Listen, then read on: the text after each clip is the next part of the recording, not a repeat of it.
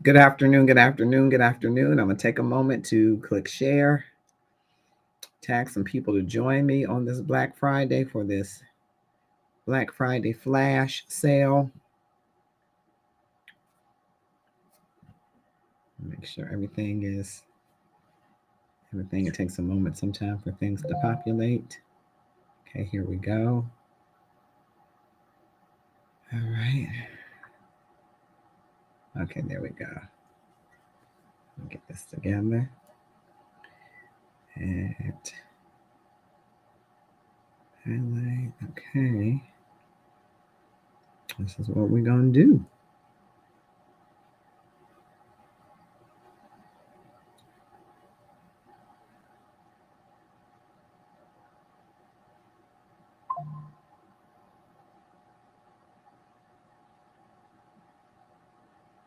Mm-hmm.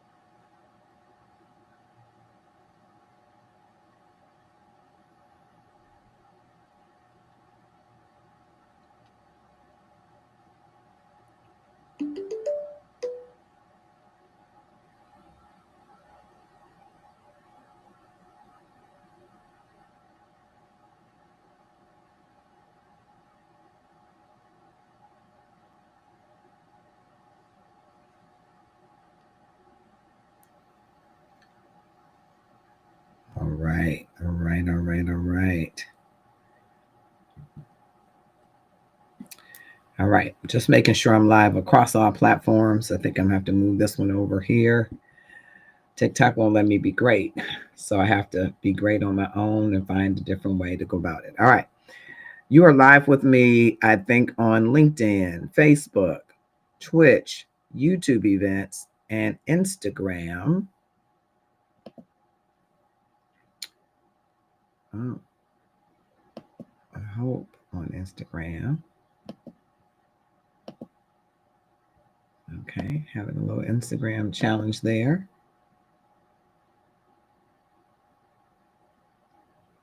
All right.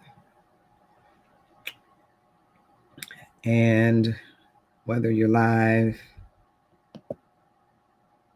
okay.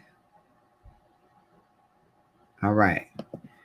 I'm Marcus Holmes, the HR Passion Guy. I'm across all of these platforms because there is a flash sale happening, and I want to tell you a little bit about it. And besides that, hello, Lee G and D, all of those folks.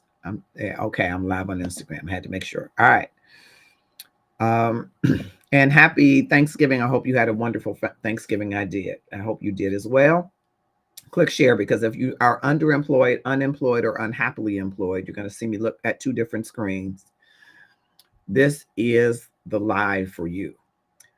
Let me start with something a lot of people in HR will not say out loud. And I say this because I've spent over 27 years in HR in various roles: hiring, writing down what people do, or firing, um, or layoffs, promoting, screening. I've seen tens of thousands of resumes, thousands of candidates, hundreds of job fairs throughout my career. And I know that there are some things that nobody is telling you. Okay. Oftentimes, you're not getting rejected because you're unqualified. You're getting rejected because hiring has changed and nobody really took the time off to tell you. But tonight, right here on Black Friday, or this afternoon, I'm going to change that. I'm Marcus Holmes, the HR Passion Guy, and this is some HR passion you can take with you to go. Okay, put in your pocket and use. Plus, there's an opportunity, I think, for you to take your career to the next level. So stay tuned. So if you're tired of shouting, again, I'm looking at two screens. Thank you, TikTok. They won't let me be great and have you in the main platform. So if you're tired of shouting your value into a void, it feels like, or if you're tired of being overlooked for jobs that you know you're the perfect fit for, and if you're ready for 2026 and you're ready for it to be the year that you no longer struggle in positions and you're able to get hired, I need you to stay right in, lock in, because this is the Black Friday career reset and it's live. And so I want you to click share, tag someone if they are unemployed, underemployed, or unhappily employed. I have something that can be happening for you, that you can make happen for you right now. Hello, Kay. Hope you had a great holiday. I'm waving to TikTok because you're not in the central platform with me. So I'm on a different device. So if you see me looking at two devices, it's because I couldn't put everybody in one place. So I want to ask you this, and I'd love for you to answer in the comments honestly. How many jobs did you apply for this year? Just drop the number in the comments. 30, 50, 100, 200. How many jobs did you apply for this year? I want you to drop in the comments. How many jobs did you apply for this year?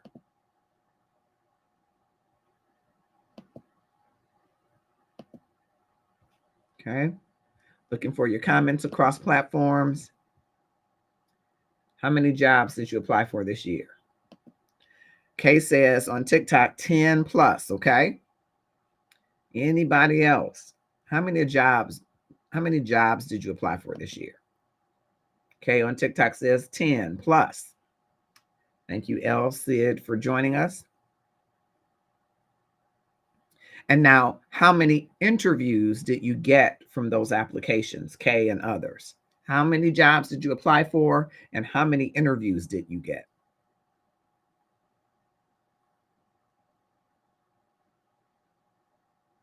Okay. I want you to click share, encourage more folks to join us. 5. So you got about 50%. Okay.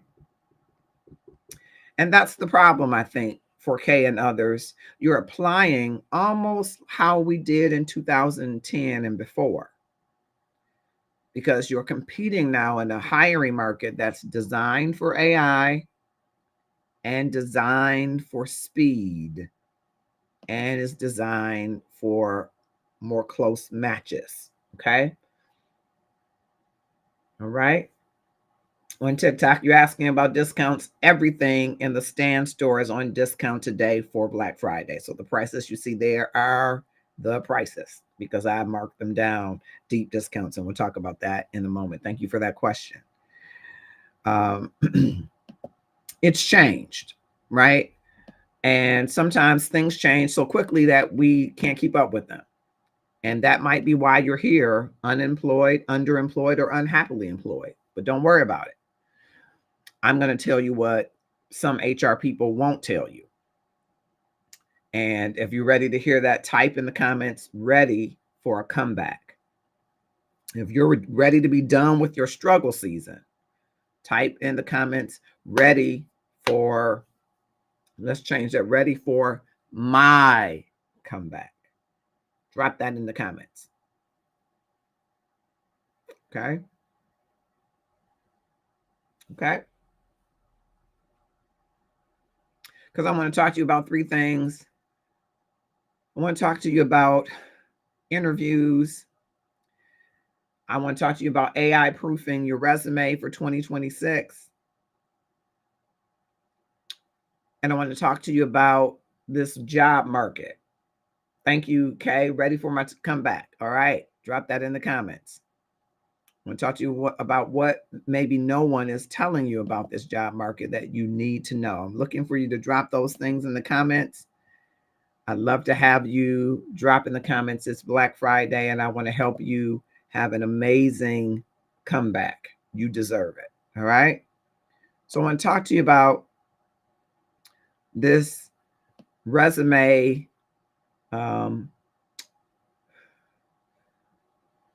really, your resume is your story. Okay. I want you to write that down if you have a pen, or drop it in the comments. My resume is my story. I must tell it well. Okay. You must tell it in a compelling, clear, and concise way. And I'm going to tell you about how you need to include some things as well. Your resume is not being ignored, it's being filtered out before a human ever sees it. Okay. I want you to let that sit for a second. You're sending out tons of resumes, which is not what I'm going to advise you to do. But HR Passion Guide, the more resumes I send out, the more likely they're going to call me. I know it sounds logical, but the part about it is your resume does not fit all 200 of the positions that you're sending, because it's not telling your story in their language. They are looking in this tight job market for someone who is a fit for their company. You might have skill sets that can be used in many companies, but they're interested to see whether you're going to fit at their company. So guess what? Your resume is your story. You must tell it well, but you must use their words. Okay. You could be a perfect fit for the job, but if that applicant tracking system has parsing, if it has an AI filter, if it has an algorithm, and your keywords don't match, you can be deleted in under 7 seconds, faster than most times if a recruiter sees it eye to eye. That's why you've applied like Kay and you only get half a response. Or some people have applied as many 40 times and only heard back twice. Okay. Does that make any sense to you? That you can have the perfect background, but if you don't articulate that background in a way that resonates with that employer through keywords, through that applicant tracking system that we call ATS, through the algorithm, then you won't get to the light of day and see eyes to eyes. Okay. And that's your goal with the resume, to tell your story succinctly and well in their words. Your resume is your story. You must tell it well. Okay. And most times you only get to tell it once. It's your elevator pitch, but not, right? Nothing should speak better for you than you, but it is the written elevator pitch, and it must make them see you, envision you as the person they want to talk to. It's your story, and you must tell it well by using their keywords. And we'll talk a little bit more about that in a minute. Of course, you want to make sure, even though there are sophisticated AI models, you want to leave out all of the extra formatting. You can do it if you are an advertiser, if you are a social media manager. But in general, keep your formatting consistent and clean, and make sure that the keywords are important. Kay is saying that was something I realized, so I applied to what I'm familiar with. Okay. The keywords have to be aligned. So we'll talk a little bit about those keywords right now.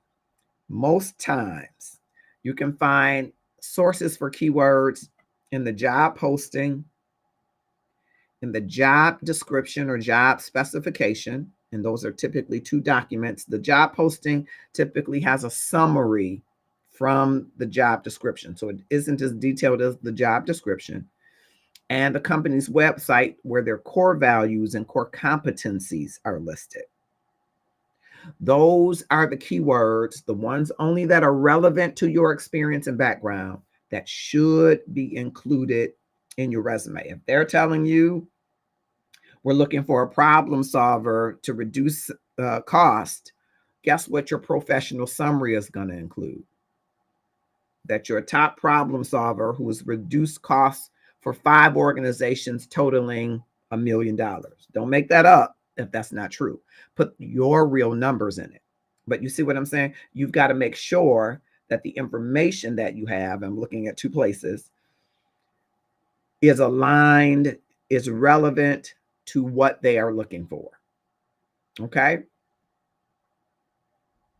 So you have to have concise relevancy. Match those keywords precisely that are relevant to your experience. Okay.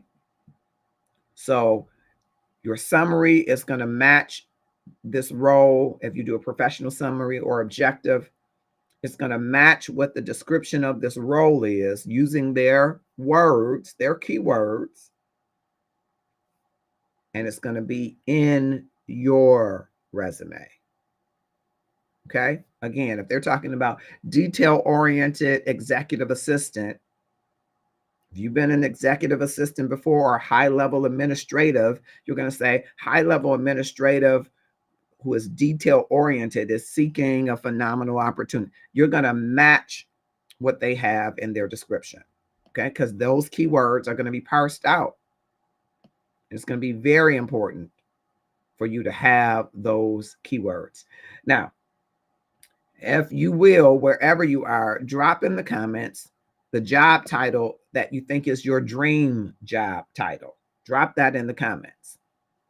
I'm going to take one of those and use them to make an example, kind of on the fly, just to give you an example of what you might consider. Now, of course, remember, it has to be based on the job specification, right? It's got to be based on the job, right? I may move this over a little bit so because I want to make sure you see that I'm looking at you, but and I want you over there at TikTok tapping the screen. The reason I'm looking at a different device is because I couldn't have you go live. I went live earlier, and I don't know if there are some restrictions on the amount of times you can go live, but you know, I'm a content creator trying to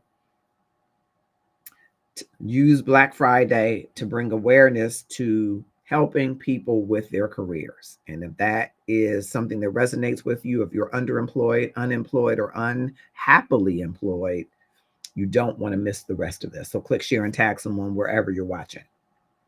Okay. Drop the job title of your dreams in the comments. Okay. Joel Che has joined us. Thank you so much on TikTok. Appreciate you. San and others have joined. Caden Shelton, thank you all for joining. Tap the screen, and then drop your job title of your dreams. Maybe the job title of your dream is executive assistant to the chief of staff, right? And you might think that that person has a high level of proficiency in executive support, Kay said, okay? Executive support person, position, right? That might be a person who provides a high level of administrative support, does scheduling, does booking, right?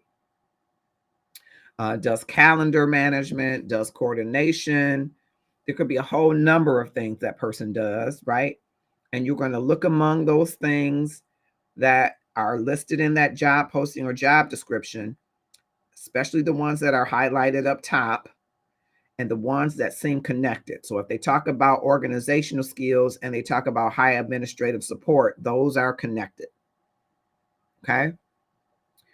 Now you could easily take those and go into ChatGPT and say, expound my resume on these keywords. But ChatGPT does require you to understand how to prompt it. Okay. And I'm willing to help some of you do that. What you really want to do is take those keywords and describe your bullet point using those keywords. If you've been in an administrative role where you had to have high levels of coordination, timelines, you had to manage multiple calendars and or schedules, where did you do that successfully and what does success look like? Maybe you're a proven administrative pro. Maybe you're proven executive support to high level C-suites members, right? But somewhere you're taking these words and using them. Now, don't just cut and paste the entire thing if it's not relevant to you, right? You must use what is relevant to you. Okay. I'm looking in two cameras. So TikTok, don't feel like I'm not paying attention to you, but I'm just looking. I got several channels here and one here. So I'm looking back and forth. Please don't be put off by that. I hope that you won't be too put off. Okay. If you are a cost analyst, okay, and they're talking about understanding cost accounting, understanding FASB, I'm just saying, understanding cost allocation. Where have you had accomplishments? And you're taking those words. Maybe there are pivot tables, spreadsheet masteries, VLOOKUP. The things that are relevant to that position should be in your professional summary or objective and bullet points. Okay. Your resume is your story, and you must tell it well. But you must also tailor it, customize it by telling it in their words. Okay. I'm going to make sure you're following that. It's got to be in their words. Okay.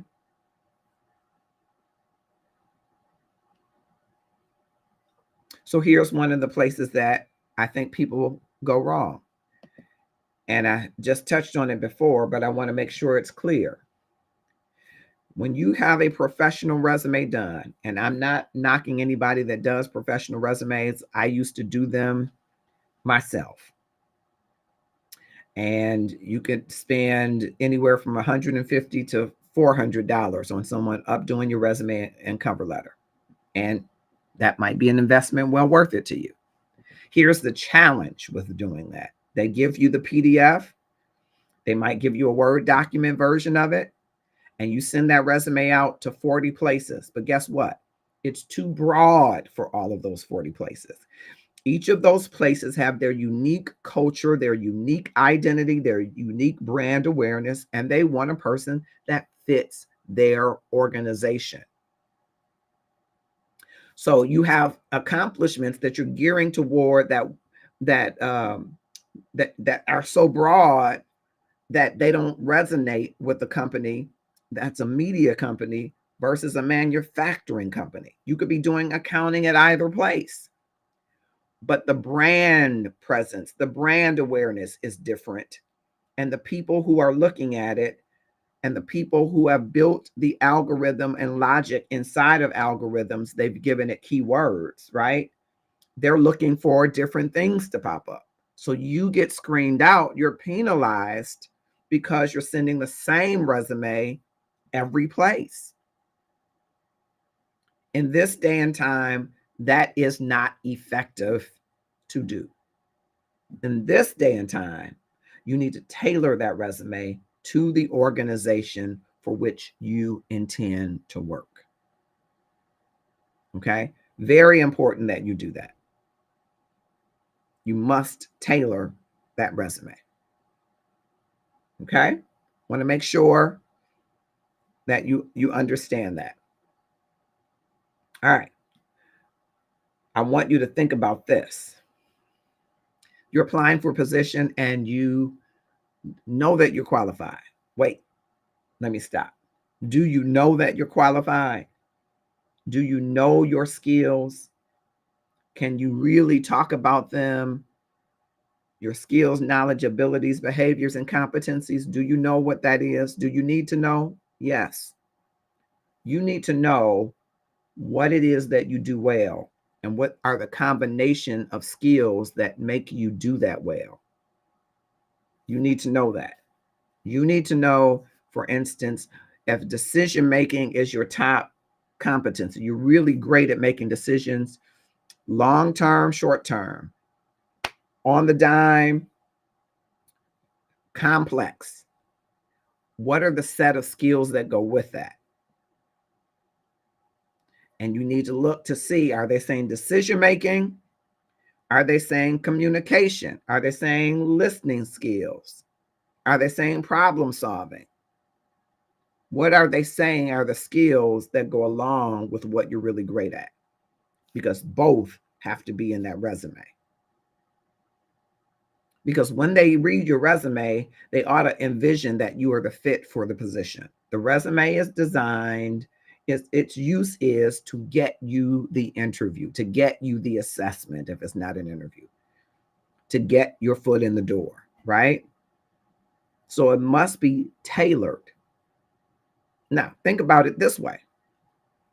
Those of you that are on Facebook, you know that I do a lot of content around relationships, and the employer, employee, or hiring manager, recruiter, candidate is a form of a relationship. It's almost like you're doing some kind of Black eHarmony or Match.com, right?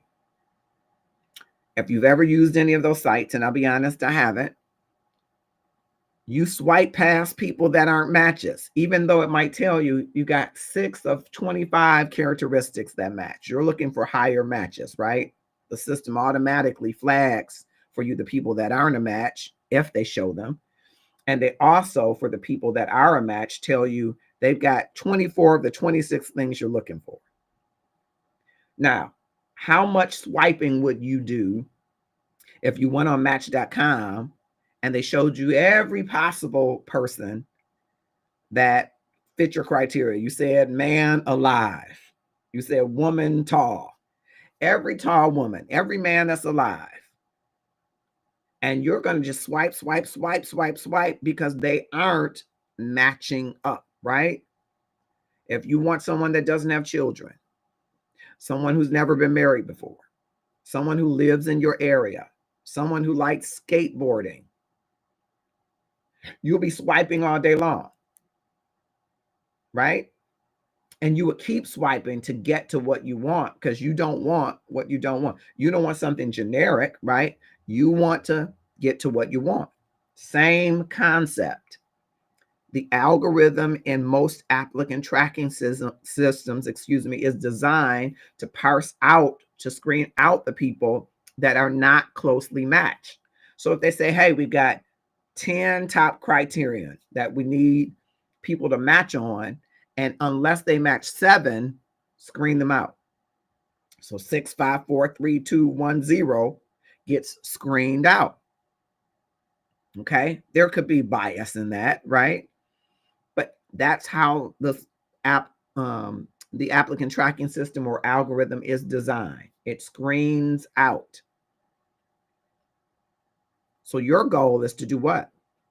Be as close to the 10 out of 10 or whatever the equivalent measurement is, so that you're screened in. And the way you do that is you show that you meet those criteria, each of them. And the way you do that is telling your story through your resume, utilizing their keywords. If you don't utilize their keywords, you're likely going to be this, just like on Match.com. Does that make sense? So you got to look at their keywords. Now, I'm going to double back before I go to this next piece that is a gem for you to have. And this is just me giving it to you, some HR passion to go. I asked earlier if you were qualified. What I tell people as a rule is that if you have 65% of what they're looking for, you should apply. That surprised some people because they said, you mean I don't need 100%? If you have 100% of what somebody is looking for, their concern is that you might be bored within a year or 6 months if you're millennial or zennial, and they'll be in this process again. They want someone who's going to have some room to grow. Does that make sense? Now, when I say 65% of what they're looking for, I don't mean you have 0 in any category. So if they say you need experience, you need 5 to 7 years experience, and you have 4, you have 3, that's what I'm talking about, 65%. I don't mean they got several things and 2 of them you have none of. No, you got to have some percentage of what they're looking for, okay? If you were a temporary lead and they're looking for leadership, and you were a temporary lead for 9 months and they're looking for 2 years, or maybe closer to a year and a half, you get what I'm saying. You got to do the math. 65% you should apply. If you have 80% of what they're looking for, you should go into an interview setting confident and ready to negotiate an offer. If you have 100%, you should expect that they may say you're overqualified. Now, I'm talking about 100% of what they're asking for. I don't mean, do you have some experience? Check. That's not 100%. Do you have the experience level they're looking for in every requirement? If you have 100%, they may, not necessarily, but they may deem you as overqualified. That's why some of you are getting these responses. You're overqualified. Sometimes they see that you're overqualified, but they wanted to see if you're going to come in lower. They want to see how desperate you are. They want to see sometimes what race, ethnicity that you are, unfortunately. But if you're at 100%, you can just walk in today and do everything, and you've done this with your eyes closed. One of the flags they may say, now, why is this person on the market? And two, will they stay? Okay. Sure, everybody wants somebody qualified, but organizations understand that they have their own secret sauce, culture, and methodology, and you're going to have some learning curve to get there. And if they sense that you're not going to stay, they don't want to stay in this process forever, unless it's what we call an evergreen position, and they're always hiring for this type of position. But if they want to put you in a key pivotal role, they want to know that you're going to stay. It's important that you know that. Now, I want to double back. I get people who want to always transition into HR from another field or transition into this industry from that industry. And you're looking at the job spec and you're looking at the or description and you're looking at the job posting and you're like, I don't quite have that. Here's what you should do. You should get the prompt so that you can prompt engineer Claude or ChatGPT or Gemini and say, this is what they're looking for. This is my experience. What are the allied skills or transferable skills? Because they may be saying you need to be able to have team ownership. And you can be locked into those words without delving into your background. When you had project management, you were a successful project manager of a project that you ended up owning. And you ended up having some dotted line authority for people who were assigned to the project as a resource. You had scrum meetings, you had retrospectives, you had meetings where you had to determine whether everybody was living up to their snuff, and you switched out resources. That's team ownership, and you can use their words, but in your nomenclature, there's something different. You don't want to put it in your nomenclature. You want to put it in theirs. And ChatGPT and Claude, both of them, I'm not getting any money from either of them yet. If they want to pay me, come on with it.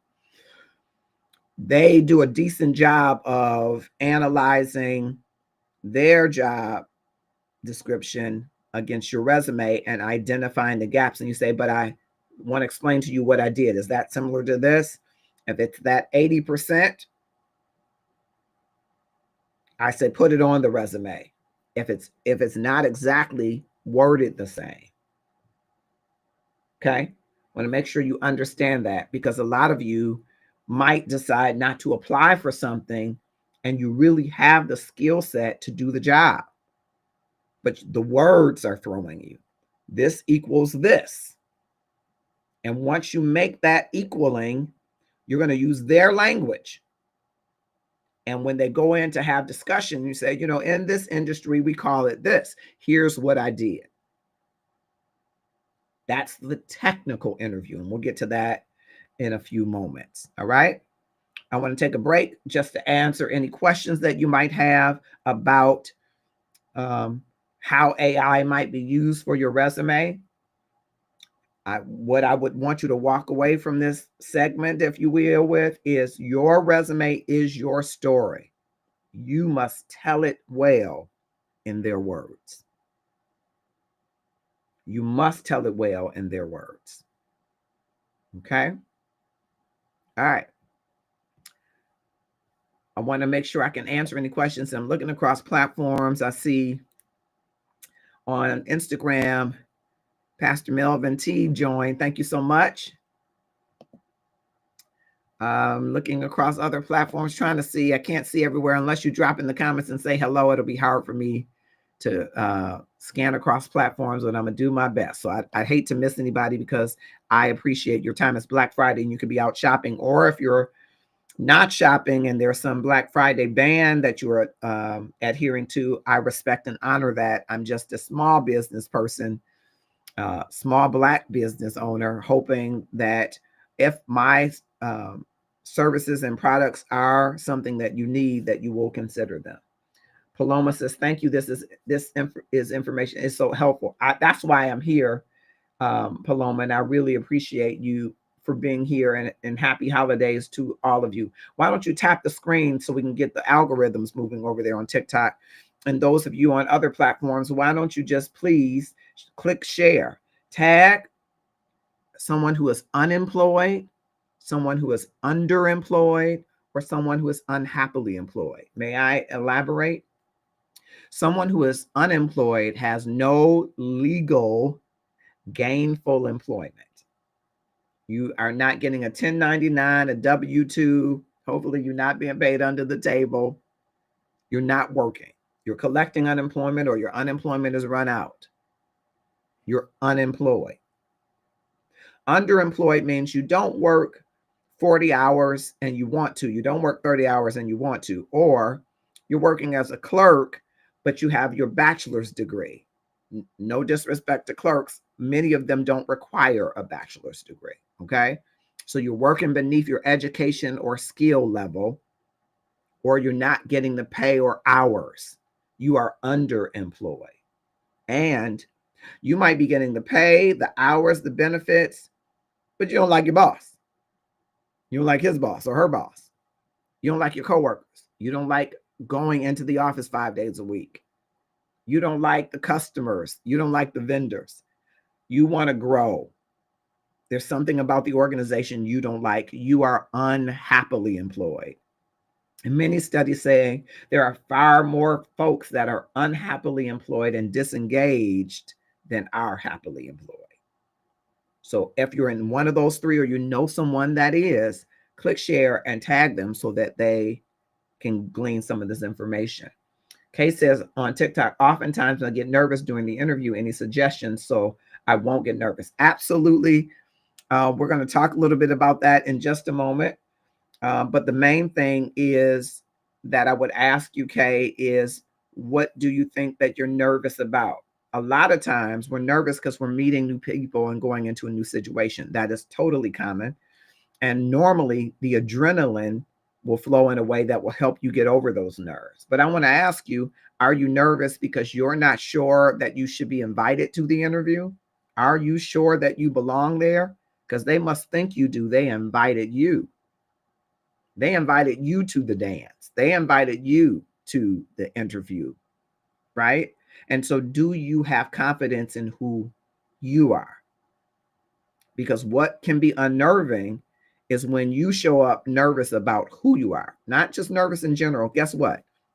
Interviewers, panel members, hiring managers, they're nervous too because they're hoping you're the one. They're tired of interviewing. Will she like us? Will Kay want to work for us? Will we pay her enough money and she'll stay? They're nervous too. And that's perfectly fine. What you have to remember is to be your authentic self is the most powerful position you can be in, because when you are being authentically you, you're ultimately going to draw those or drive those away from you. You are the most magnetic, the most attractive when you are your authentic self. And when you're not, it makes the hairs on the back of an interviewer's neck stand up because they know something's off. Okay. Paloma says, if I'm not able to work until October 1st, 2026, what's the earliest I should apply for work? It depends on what field you're going to be in. And when you say you can't work, that might be some personal information. So I don't know if you want to let me know, but there might be other opportunities to work unless you're on a leave, and I wish you health and wellness. You might want to determine whether or not there are some rules about that leave, about other employment or pursuing other employment. So I think I need a little bit more information to be able to answer that. Okay. You're retiring from the military. Got it. So I would say, depending on your region or market, 45 to 90 days before you're ready to get another position. Now, you might want to take a break for a week or two, start saving up to have you probably already have it, so that you have that rainy day fund. If you can stretch it out for 6 weeks so that you can get your mind positioned for your next. I never advise somebody go right into the next position. Get your mind, body, soul, spirit ready for the next. Let me know if that answered your question. And thank you so much for becoming the title gifter over here on TikTok. All right, I appreciate it. Not so sure what that means is yet, but I'm gonna learn it. Okay, I'm looking at both places. All right.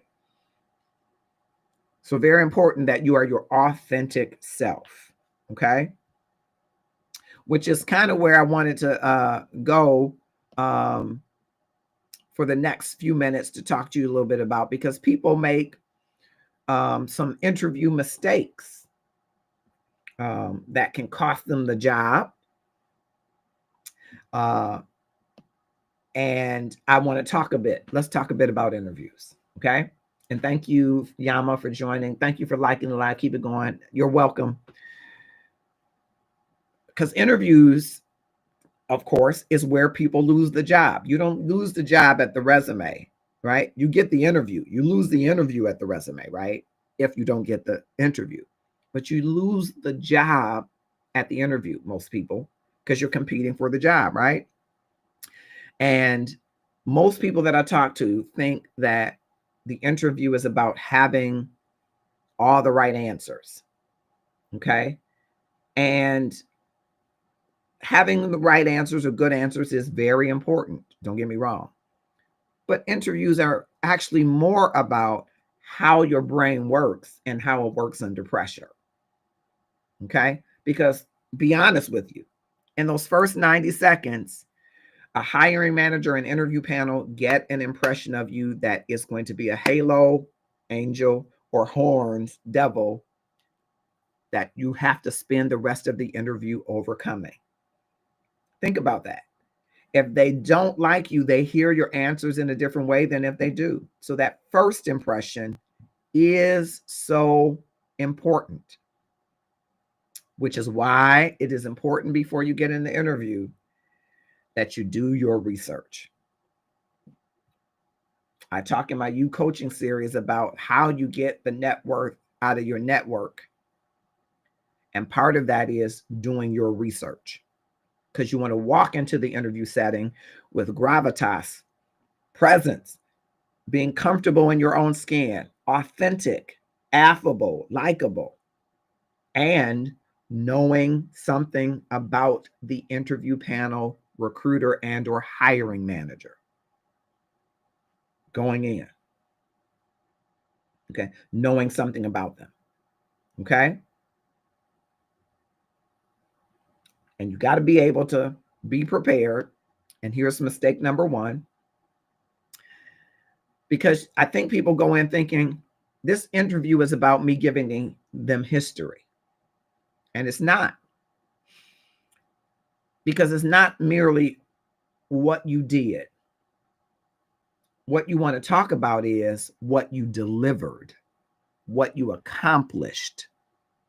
So not so much about the duties. The questions that they ask you, you want to show where you delivered. You solved a problem, you created a solution, you saved money, you increased revenues, you streamlined the process. You want to give value statements, not history statements, not historical statements. They don't want your autobiography. They want your value statements. So you're saying, I handle customer service. That's wonderful. But that doesn't show what your value is, what your impact was, and it's not clear. You might say, I resolved 70 customer complaints a week. I reduced escalations by 50%. That's night and day. Okay? I want you to think of one part of your work experience that you've never put in a value statement, that you're prepared to put on your resume, duties included, but not limited to, I did this, I did this, I did this, I did this, I did this. but you never talk in the frame of value. What value did it bring to another person, customer, vendor, or boss or team? I want you to tell me, drop in the comments, is there any part of your work that you've never put into a value statement? Any part of your work that's never been in a value statement? Okay, just looking across comments just to make sure I'm not missing any. That's what you want to do with the items that you're putting on your resume and the responses that you're going to have in an interview setting. Okay, because if that's hitting home, I want you to think about how having 4 weeks in a comeback career cohort would help you to do. What would that help you to do? Okay. So you have to make sure, very, very important, that you don't give historical or autobiographical statements. You give value statements. That's the number one mistake. Okay. Number 2 is, I'm be honest, it's one of my pet peeves. And it's probably because I have the gift to gab that I can recognize if somebody else has the gift to gab. And the gift to gab is good, but it can be overkill if you ramble instead of responding. So you got to use a structure. And the most popular one is the STAR method, where you're asked a behavioral question, describe a time, tell me about a time, and you respond with the situation, the task, the action, and the results. I've created my own method. It's called SOAR, similar. It's the situation, the obstacle, the action, and the result. Okay? It's a lifeline when you're overwhelmed, but the SOAR helps you go above the stars because you bring in an authentic part of yourself using the SOAR method that helps you give your answers in the most authentic way possible. I'm trying to catch both screens. As you can see, I'm trying to talk to 2 screens. When you do it this way, every answer becomes a clear story. You know how people answer the question, say, well, so what had happened was, no, the situation was this.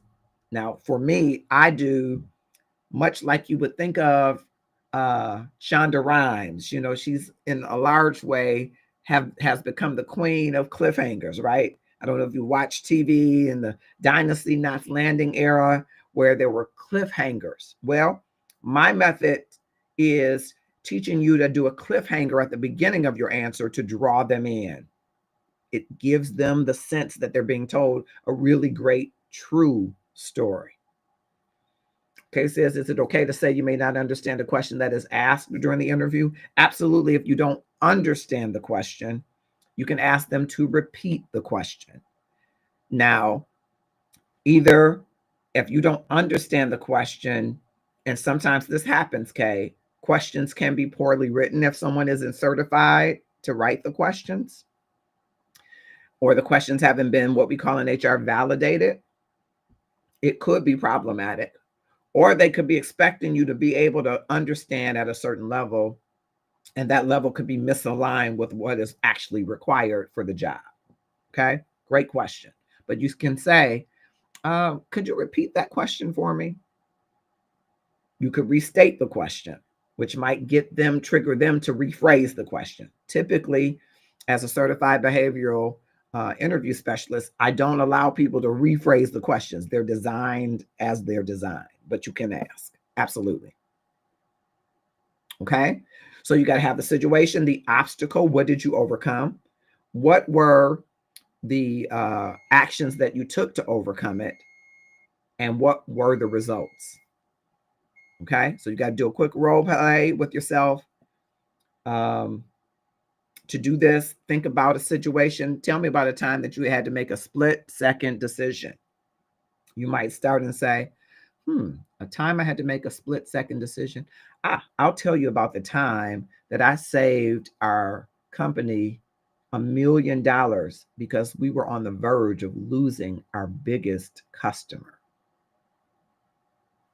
Everybody said, whoa, you did what? Then you lay it out for them. When I worked at ABC Company, there was a time that we had a large order that our customer had placed, and we saw that we were going to have shipping and logistic challenges to get that product to the customer in time for their major season. Everybody was frantic because our main shipping logistics provider could not deliver. And what I did is took it upon myself to seek out other people in our ecosystem who could deliver ahead of the schedule so that I could under promise and over deliver.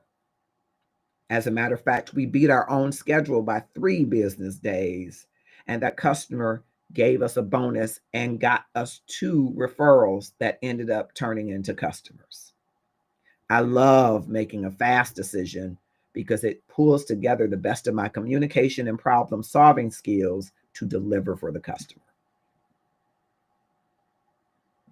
I did an OSOR. I started with the obstacle to whet their appetite, told them the situation, told them the obstacles shortly, the actions I took, the results. Okay? You got to ask yourself when they're asking you a question, what's the business result that I delivered? Was it money, time, risk? What was the business result that I delivered? Okay? I'm going to take a quick break because I hear a beeping, and that means that something in my oven is done. Click share while I do that so that I make sure that nothing is burning. After Christmas, I'm reheating some turkey with a special little something to eat a second day. All right? Click share, tag someone.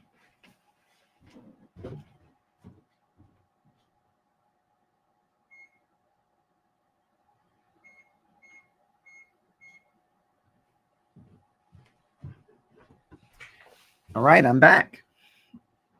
Thank you so much. Thank you, Paloma. Thank you, thank you, thank you. All right. I hope this is helping you. Number 3, because we gave you number 1. What was number 1? Do you remember what number 1 was?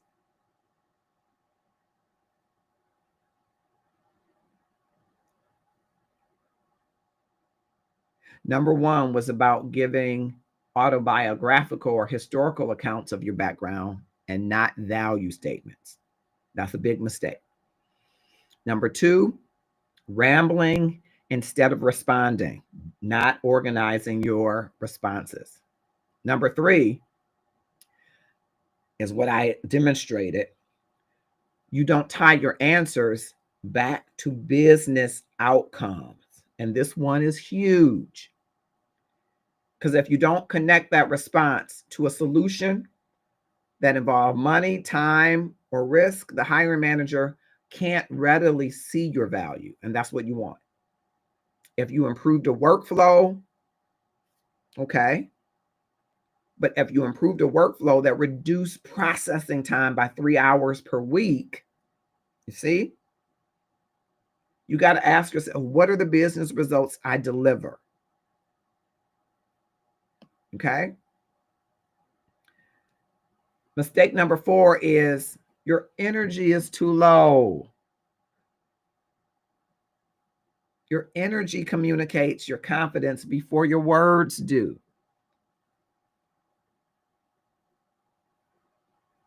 Okay.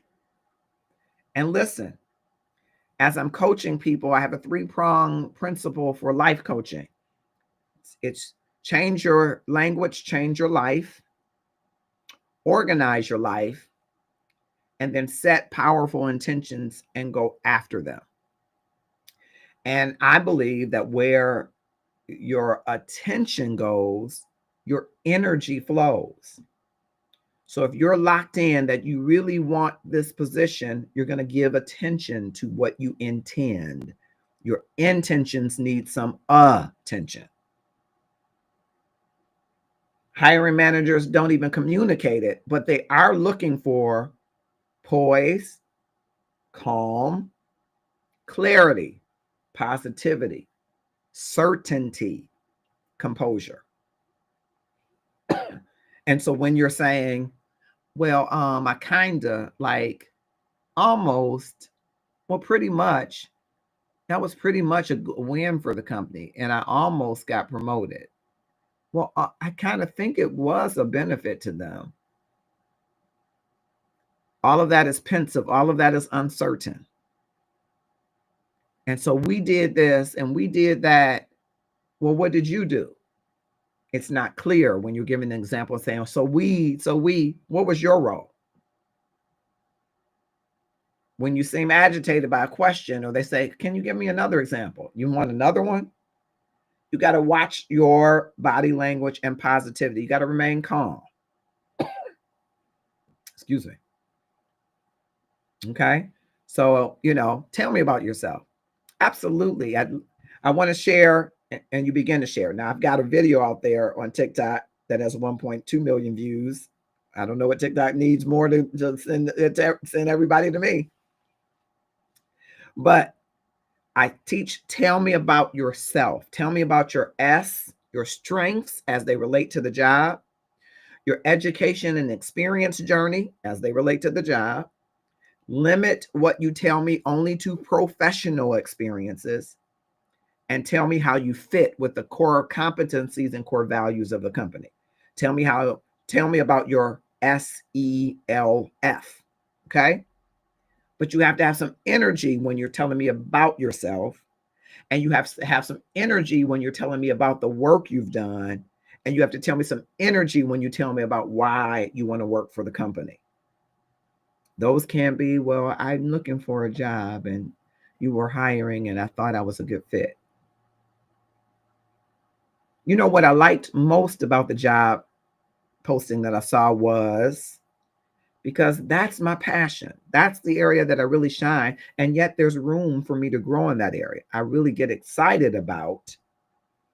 I was happy to see this posting because I love the values you all live out. I'm excited about the opportunity to work for a company that does this.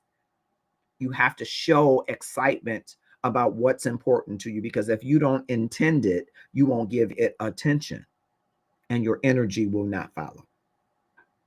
When your energy is too low, we're ready for you to go. Okay.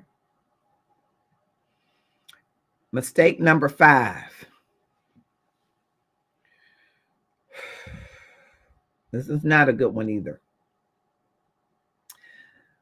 You end the interview weakly. WEAKLY. Never say, no questions for me. You've got to have powerful questions. Now, if you go to the Stand Store, I have a product called the Interview. If you've got an interview coming up, the interview will help you with a behavioral interview by providing you 5 to 7 questions that will be asked during that interview and the way that you should respond so you can practice your answers. Plus, you'll get 5 additional questions that you should be asking at the end of the interview. Excuse me. Questions like, what will success look like for your team in the first 90 days, and how would I personally contribute to that? Or how would you like to see me personally contribute to that? What are the open problems that I would solve or need to focus on day one? And I always add this one, considering all that you've learned about me, can you tell me how long you think it would take for me to perform at or above the level of the last person who held this role? And you watch their body language. If they fumble, they're really not strongly considering you. If they say, well, you don't have the software experience that we're looking for, and you say, yeah, I used a different software, but I come up to speed very quickly. I soak information like a sponge. And when I had to learn that software, I learned it in less than 3 weeks. You close those gaps, close those holes, right? To ensure that any doubt in their mind is erased. You use those follow-up questions where you're asking questions to close the gaps where you see that they weren't set on your answer. Okay. But you don't end the interview saying, oh, no, I guess I'm all set. What's the next step? You want to show interest through your questions and you want to close gaps. Okay. Tell me if any of this has been eye-opening for you, because if this mini session alone is eye-opening for you, imagine us working together over 4 Saturdays inside the comeback cohort. Yep, the comeback career cohort. Imagine us working together. And while you're watching, you can join and start preparing for the hiring wave, okay, for the next level for you. Okay. All right. All right. Take a breath. Take a quick break. Can I repeat the last question? Yes. Given all that you've learned about me during this process, how quickly do you think it would take me to come up to speed and perform at the level or above the last person in this role?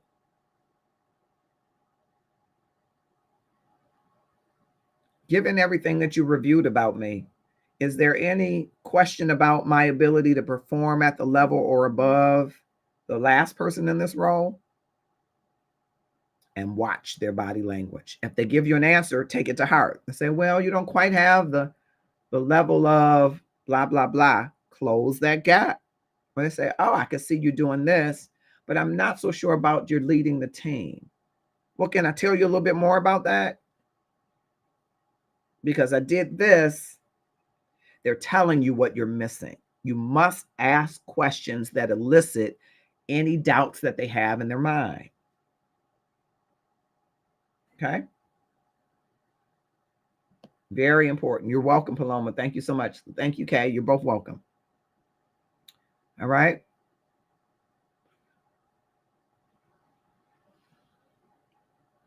Now, we're closing out 2025 and we're going into 2026. And I can tell you, this has been an extraordinary year, and some of the things that you might never have thought would happen in the job market are transpiring in many ways. It has gone from a candidate's market back to an employer's market. We're seeing layoffs. We're seeing augmentation of jobs with AI, and some people say elimination of jobs, and there might be.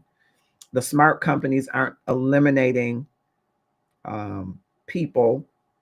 They're augmenting the work, redesigning the work, redeploying, reskilling people to drive new revenue centers and not just look at them as cost centers. But that's something different conversation for a different day. But 2026 will not be a normal hiring year, I'm predicting. And you need to hear this. AI hiring intensifies. There are going to be more automations, more filters. January is when people get more courage and companies open more recs, more opportunities. So there's going to be higher competition in January. There are going to be skill gaps because, again, companies are rethinking, retooling, reskilling, and they're looking for that purple unicorn, that person who has just these set of skills and experiences. Micro networking is going to be important. Getting the net worth out of the people that are closest to you and leveraging them to get the net worth out of others in your network through micro experiences. All of these are going to come to bear and come to play. Going to be very important. So listen, if you're still watching this live right now,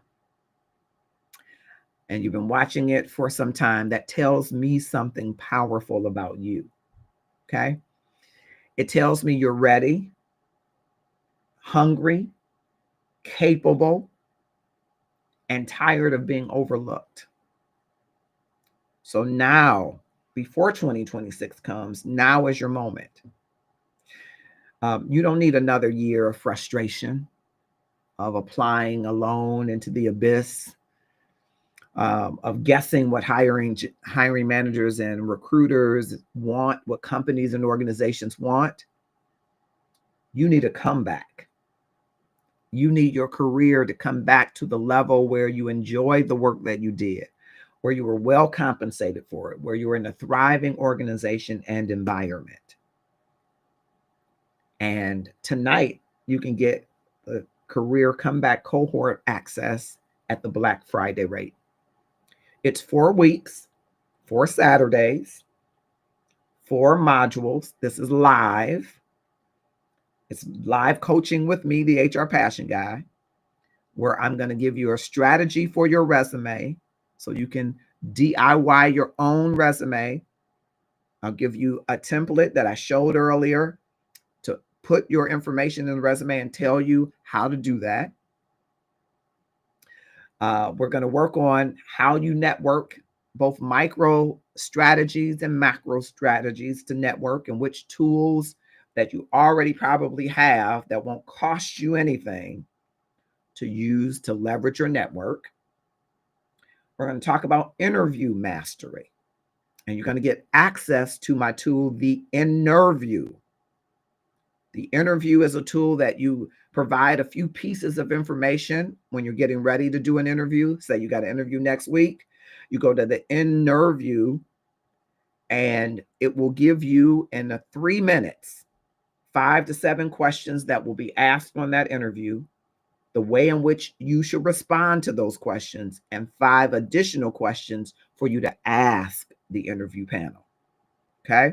It's going to help you with clarity, with confidence, how to look for what you want to make sure you are who you need to be to get there.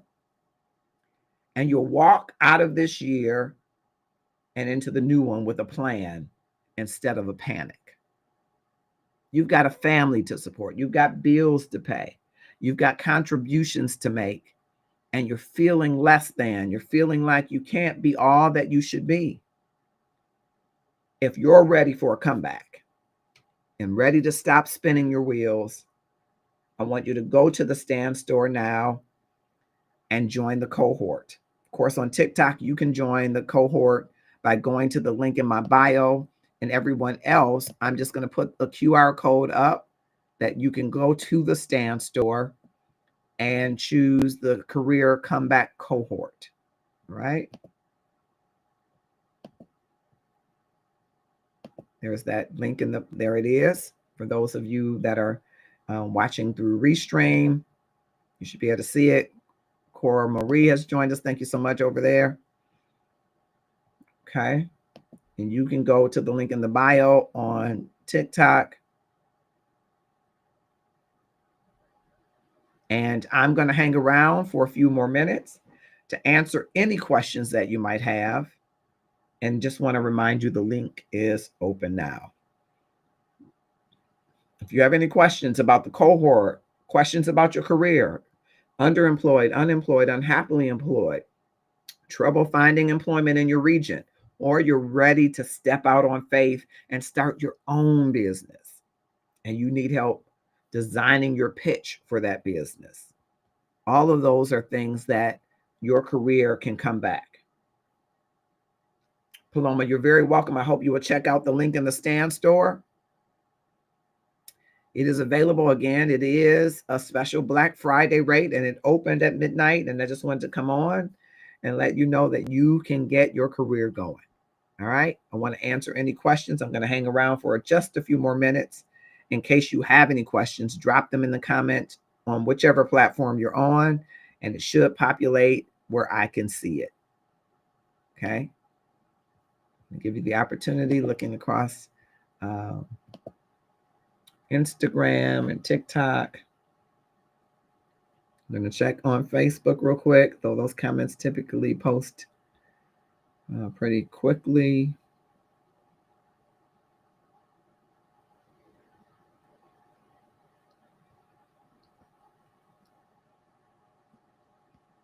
Okay. See anything there? I'll make sure I'm answering your questions.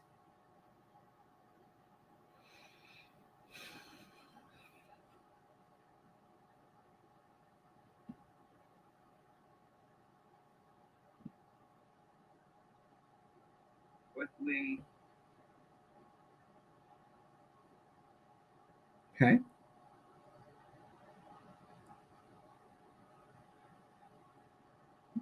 All right. Well, I want to strongly encourage you to take a look at the career comeback cohort as an option for you.